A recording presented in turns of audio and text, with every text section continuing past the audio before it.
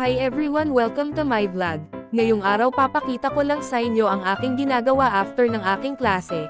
After sa maghapong nakaharap sa aking mga estudyante, ito namang si R ang aking haharapin upang linisan.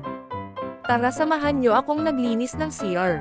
Ayan nga, gumamit ako ng mop para malinisan ang buong CR, para bukas pagpasok ng aking mga estudyante malinis na ang CR na kanilang gagamitin.